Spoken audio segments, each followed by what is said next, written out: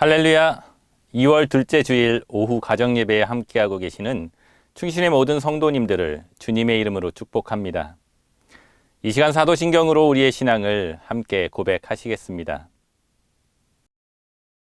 나는 전능하신 아버지 하나님, 천지의 창조주를 믿습니다. 나는 그의 유일하신 아들, 우리 주 예수 그리스도를 믿습니다.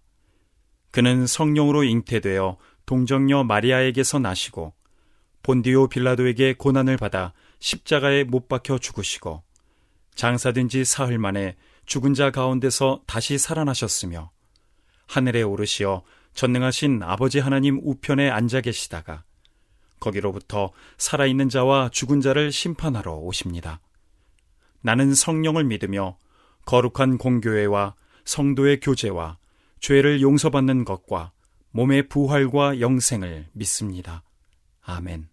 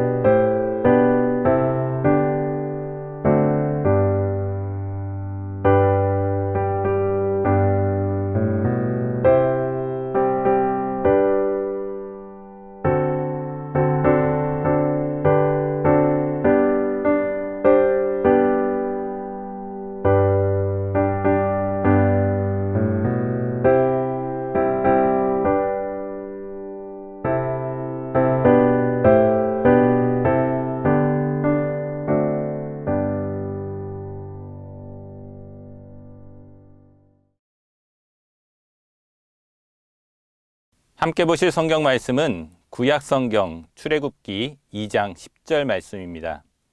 먼저 개역 개정으로 보시겠습니다. 그 아기가 자라매 바로의 딸에게로 데려가니 그가 그의 아들이 되니라.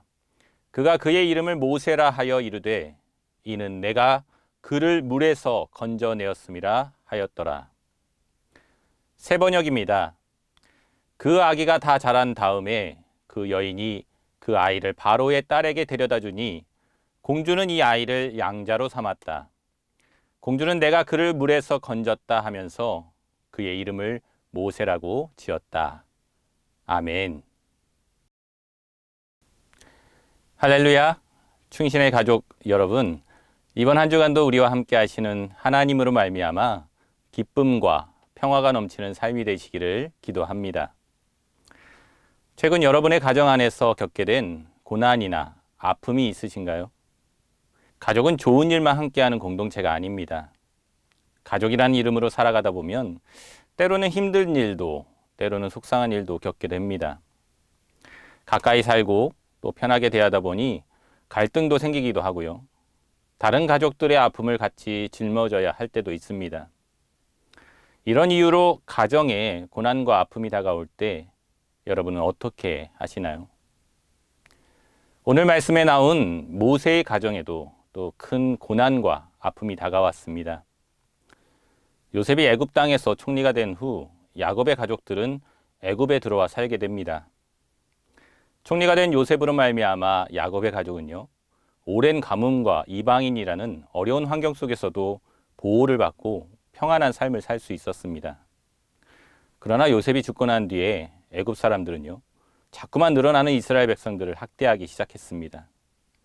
그들을 노예로 부리더니 이스라엘 백성들이 더욱 늘어나자 마침내는 히브리인들이 남자아이를 낳으면 죽이라고 하는 명령까지 내립니다.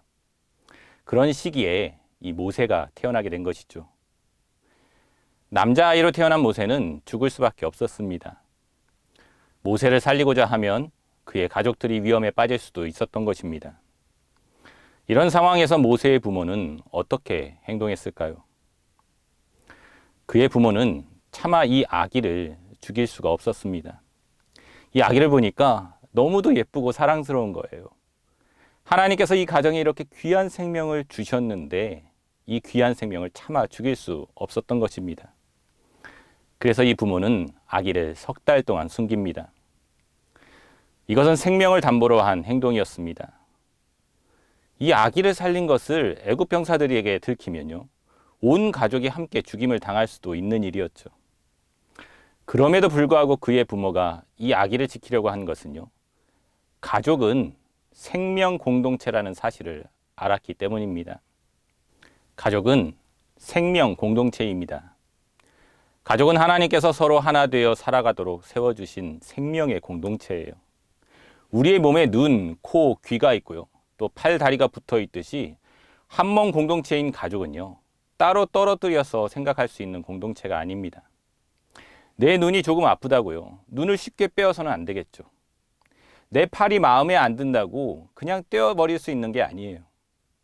가족은 함께 아픔을 나누고 또 함께 고통을 이겨내며 살아가는 생명의 공동체인 것입니다. 혹시 여러분의 가정 가운데 아픔을 겪고 있는 가족이 있는지 돌아볼 수 있기를 바랍니다. 그런 가족이 있다면 그 아픔을 함께하고 함께 이겨나갈 수 있기를 바랍니다. 그것이 생명 공동체로 부르신 하나님의 뜻임을 기억하시기 바랍니다. 그런데 모세의 가정에 또다시 문제가 다가옵니다. 3달이 지나자 더 이상 모세의 부모는요, 이 아기를 숨길 수가 없어요. 왜냐하면 아기가 커갈수록 울음소리도 더 커져서 들킬 수밖에 없는 상황이 다가왔기 때문입니다. 그런 상황에서 그의 부모는요, 어쩔 수 없이 그 아기를 갈대 상자에 담아서 나일강에 뛰어보냅니다. 어찌 보면 이 아이를 포기한 것 같지만 그렇지가 않아요. 이 부모는요, 이 갈대 상자에 역청과 나무 진을 칠합니다. 방수 처리를 한 것이죠. 이 부모는 끝까지 이 아이를 포기하지 않았어요. 다만 인간이 더 이상 아무것도 할 수 없는 상황 속에서 이제는 하나님께 이 아이를 맡기게 된 것입니다. 가족은 하나님의 공동체입니다. 우리가 가족을 사랑하고 서로 도우며 살아가려고 노력하지만 때로는 인간이 더 이상 어찌할 수 없는 어려움의 상황이 다가오기도 합니다. 그럴 때 우리는요, 하나님께 기도하며 또 하나님의 도우심을 구할 수 있어야 합니다. 믿음 안에서 서로를 위해서 기도하고 또 하나님의 인도하심을 바로 보면서 나아갈 때 하나님은 우리의 가정을 지켜주시고 인간이 계획할 수 없는 방법으로 인도해 주실 것입니다. 하나님은 이런 모세의 가정에 다가온 위기를 하나님의 방법으로 구원해 주십니다. 마침 바로의 딸이 목욕을 하러 이 나일강에 왔다가 모세가 담긴 이 갈대 상자를 발견하게 된 것이죠. 그리고 이 아이를 보고 불쌍한 마음을 가지게 됩니다. 이것은 인간이 생각할 수 있는 방법이 아니에요. 하나님만이 하실 수 있는 방법입니다. 하나님은 이 놀라운 방법으로 모세와 그의 가족을 구원해 주신 것입니다. 이 아기는 바로의 딸의 아들이 되어서 모세라는 이름을 얻습니다. 그 이름은요, 건져냄이라는 뜻입니다. 물에서 건져내어진 자라는 뜻이죠. 이 이름의 뜻대로 모세와 그의 가정은 하나님의 건져냄을 받은 사람들이 되었습니다. 더 놀라운 것은요, 이 모세의 가족이 생명의 공동체로서 하나님의 공동체로서 서로를 돌보고 사랑했을 때 모세와 그의 가정뿐만 아니라 온 이스라엘이 건져냄을 받을 수 있었습니다. 나중에 하나님은 이 모세를 통해서 애굽 땅에서 고통받는 온 이스라엘을 건져 주십니다. 한 가정이 서로의 고통을 함께 지고 믿음으로 하나님의 도우심을 구함으로 생명의 공동체, 하나님의 공동체가 되었을 때 하나님은 이 모세와 그 가정을 지켜주시고 모세를 통해서 이스라엘 백성들을 건져 주신 것입니다. 오늘 여러분의 가정에 다가온 위기나 고난은 무엇입니까? 다른 가족의 아픔을 진짜 나의 아픔으로 여기고 함께 아파해주고 또 함께 고통을 나누고 계신가요? 더 이상 어찌할 수 없다 느껴지실 때도 포기하지 않고 하나님을 찾으며 하나님의 도우심을 구하고 계십니까? 그런 생명의 공동체, 하나님의 공동체로 살아가시기 바랍니다. 그럴 때 하나님은요, 여러분과 여러분의 가정을 건져주시고 또한 여러분을 통해서 다른 이들을 구원하시고 건져주시는 귀한 존재로 세워주실 것입니다. 그런 믿음으로 오늘 여러분 곁에 있는 가족을 내 자신과 같이 사랑하시고 서로를 위해 기도하며 나아가는 복된 생명의 공동체, 하나님의 공동체, 함께 건진받는 구원의 공동체 되시기를 주님의 이름으로 간절히 축원합니다. 이 시간 함께 기도하시겠습니다.